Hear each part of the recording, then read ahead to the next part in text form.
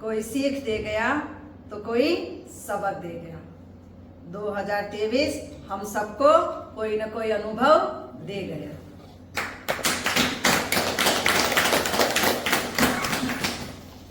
बिना सूरज के दिन नहीं उगता, बिना सूरज के दिन नहीं उगता, बिना चांद के रात नहीं होती।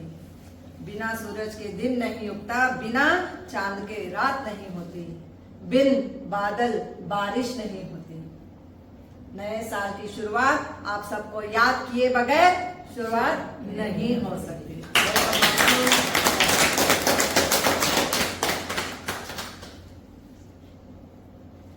स्ट्रेस रिलीज करने वाले 3 तरह के होते हैं। एक इस तरह से स्ट्रेस रिलीज करता है कि मेडिटेट किया और साइलेंस में चले गए। दूसरा स्ट्रेस रिलीज करने वाले जिन्होंने बहुत सारा भोग किया और इतना भोगी बन गया कि स्नोरिंग करता रहा।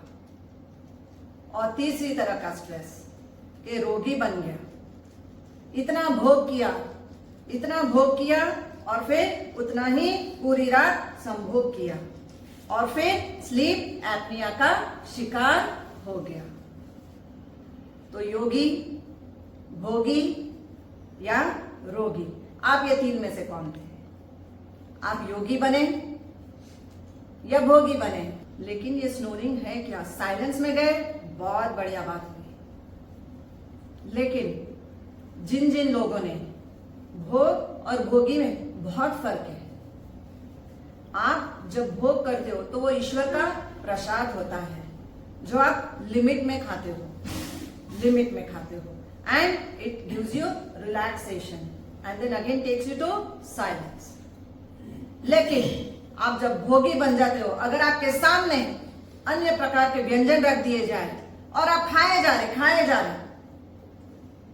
आज मिल रहा कल नहीं मिलेगा तो खा लो, इतनी ओवर ईटिंग कर लेते हैं। और फिर स्नोरिंग, रात में देखना टू मच ऑफ स्नोरिंग रहेगी, टू मच ऑफ स्नोरिंग कि पूरा रूम वाइब्रेट होने लग जाता है, इतनी बुरी तरह से स्नोरिंग होती है। लेकिन जब खर्राटे आप ले रहे हो तो आप खुद तो डिस्टर्ब हो रहे हो, लेकिन बाजू वाला भी डिस्टर्ब हो रहा है, इस बात को ध्यान में रखो। जब आप खर्राटे लेते हो, ओवर ईटिंग यही एक मेन कारण है सबसे बड़ा जो आपको स्नोरिंग तक ले जाता है। एंड सिर्फ स्नोरिंग ही नहीं, आपको हार्ट में भी प्रॉब्लम क्रिएट करता है जब आप स्नोरिंग के शिकार होते हैं। आपके लंग्स, आपका चेस्ट, आपका हार्ट, ये सब वीक होने लग जाता है जब आप ओवर ईटिंग करके स्नोरिंग करते हो। आखिर ये स्नोरिंग शुरू क्यों हो रही है? हमारा ये जो गला है, wind pipe and foot pipe, जैसे ही हम सोते हैं, सोने से पहले हमारी विंड पाइप का साइज कितना है? अपनी छोटी उंगली को देख लो सभी लोग, बस इतनी सी है हमारी विंड पाइप। जब ये विंड पाइप आधी हो जाती है, जैसे ही हम लेटते हैं ये आधी हो जाती है, लंबी खिंच जाती है और हमारी ये जो जुबान है ये पीछे चली जाती है, पतली हो गई ऑलरेडी लेटते ही। और साथ में क्या हो गया? हमारी जुबान अंदर चले गई, थोड़ी सी स्पेस ऑलमोस्ट 50% बंद हो गया। ऑक्सीजन जो जानी थी वाइब्रेट होएगा, देखना श्वास आप लेते हो, श्वास खींचो, वाइब्रेट होता है हल्का हल्का, आपके जो टिश्यू है थ्रोट के ये वाइब्रेट होते हैं थोड़े से। लेकिन जब आप टू मच ओवर ईट करते हो, ऑक्सीजन तो चला गया, लेकिन जब कार्बन डाइऑक्साइड को बाहर आने का समय हुआ तो क्या हो गया था? यहाँ पे जब आपने ओवर ईटिंग की तो वायु बहुत एक्सेस क्रिएट हो गई एंड फिर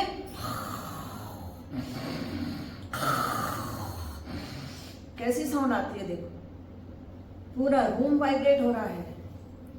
सुबह आप जब उठते हो भारी सर के साथ उठेंगे, बाजू वाला तो जो उठ रहा है सोने वाला वो तो सो नहीं पाया, उसका सर तो दुखी रहा था पूरी रात वाइब्रेट होने की वजह से, उस साउंड की वजह से।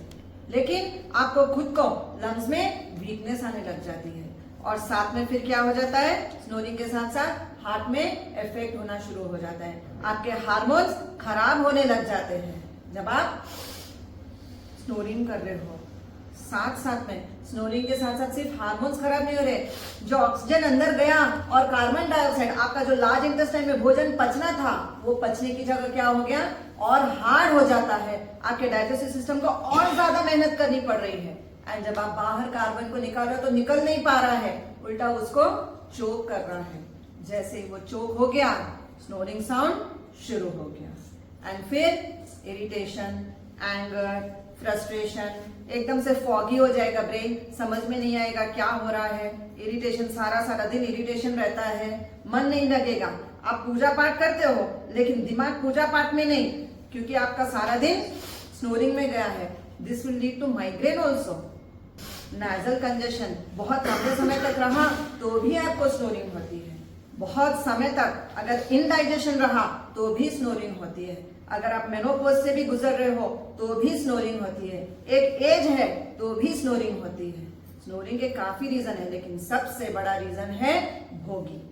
स्नोरिंग को क्लियर करने के लिए क्या करना है? रेस्ट, क्योंकि आपको स्ट्रेस बहुत था। आपने अपना सारा स्ट्रेस कैसे रिलीज किया?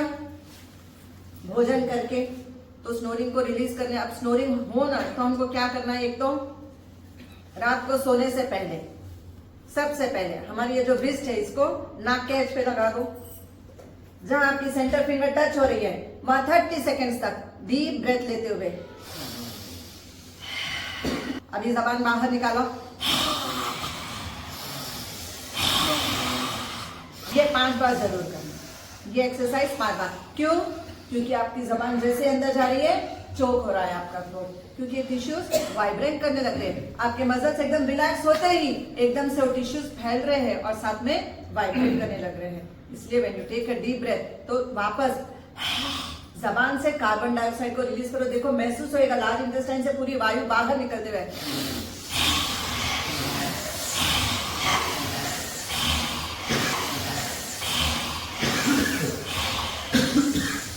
नहीं, अब लंग्स भी स्पॉइल हो रहे हैं, जिसकी वजह से हमारे लंग्स एंड हार्ट दोनों खराब हो रहे हैं। तो हमारा कौन सा मेरिडियन पॉइंट था?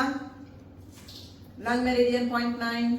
एंड उसके बाद क्योंकि हार्ट में भी वीकनेस आ रही है, एनी टाइम हार्ट स्ट्रोक हो सकता है, जस्ट लिटिल फिंगर के नीचे HT7 एंड HT9। अब ओवर ईटिंग हो गई। ओवर ईटिंग होते ही क्या हो गई? वायु क्रिएट हो गई। वायु क्रिएट होते ही आप क्या हो गया? आपको vata, pitta and kapha. The more you eat chilli food, the more you eat spicy food, आपको जरूर स्नोरिंग होगी। वात, पित्त एंड कफ को बैलेंस करो, साथ में अपने लंग्स को भी कवर अप करो, साथ में अपने चेस्ट को भी कवर अप करो, साथ में give pressure on your governing vessel point. उसके बाद ट्रिपल वार्मर, ईयर लोब जहां पे खत्म हुआ सीधे आ जाना गर्दन के पास, गिव प्रेशर।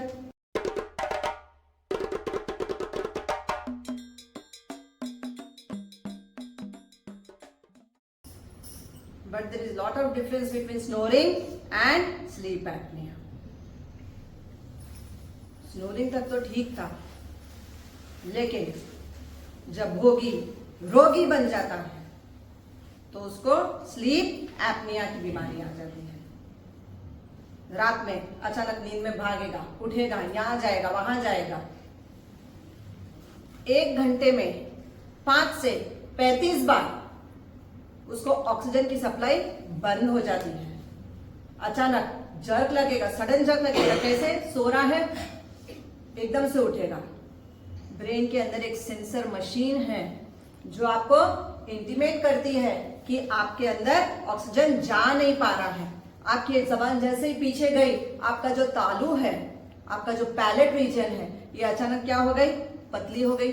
ऑक्सीजन जो हम लेते हैं ये पूरा रेस्पिरेटरी सिस्टम क्या करता है? हमारे सर्कुलेटरी सिस्टम के थ्रू पूरे ब्लड में ऑक्सीजन सप्लाई करता है।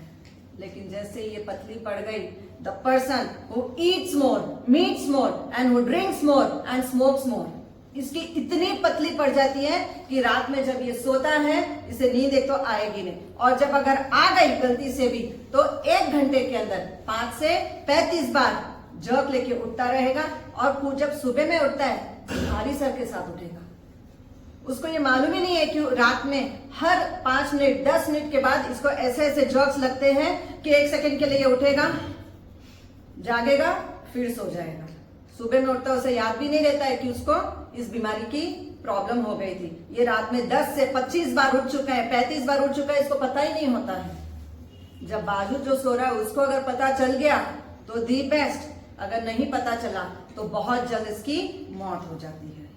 Sleep apnoea is not easy. खास करके स्लीप एपनिया उन लोगों को होता है जिनका ये थ्रोट बहुत मोटा होता है, जिसका भी ये गर्दन यहाँ का चर्बी अगर यहाँ पे बहुत ज्यादा है। हमारा ये जो थ्रोट का जो मसल है ये किसको सपोर्ट कर रहा है?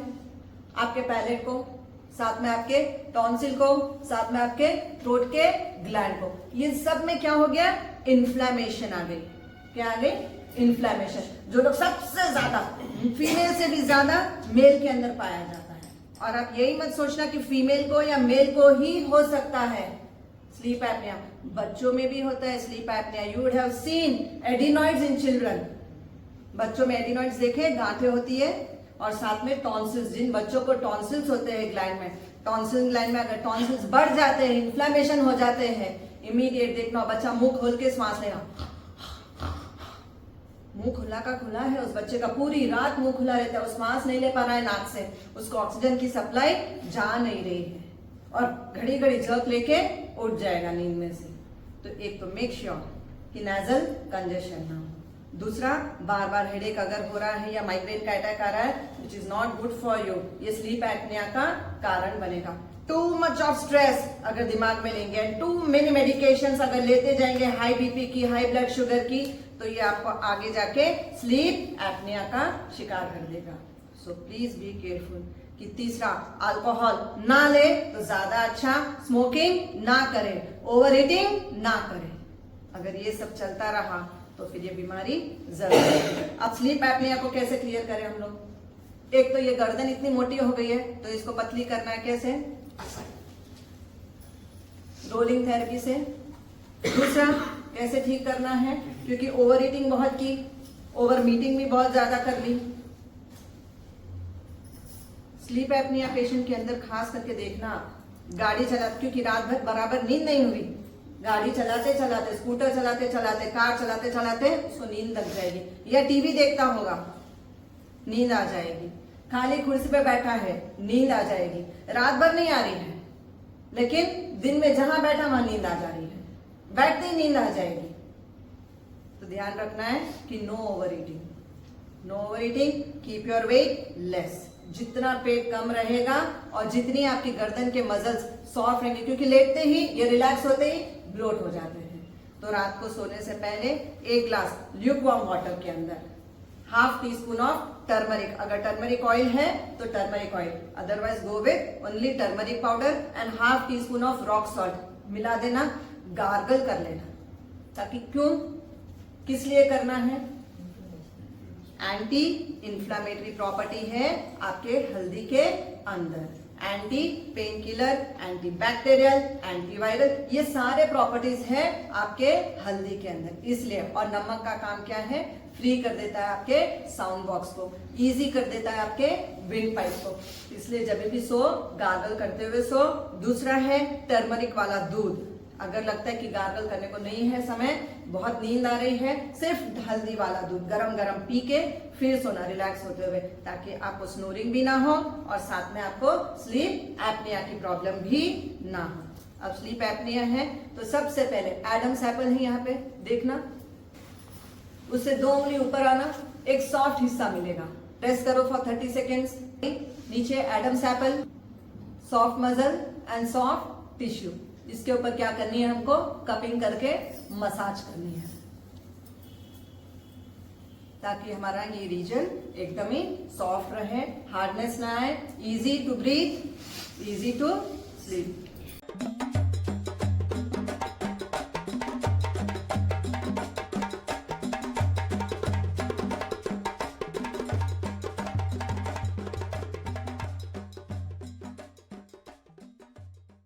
दो उंगली लेना है यहाँ पे, साइड में रखना। जिनको बहुत स्नोरिंग होती है साइड में 30 seconds. This is large intestine meridian point. सांस लेते हुए छोड़ना है। जिनको कोल्ड, कॉफ, एलर्जी, नेजल कंजेशन, किसी किसी की हड्डी हल्की सी देखना टेढ़ी होती है, तो उन लोगों को स्नोरिंग बहुत होती है एंड स्लीप एपनिया की प्रॉब्लम भी बहुत आती है।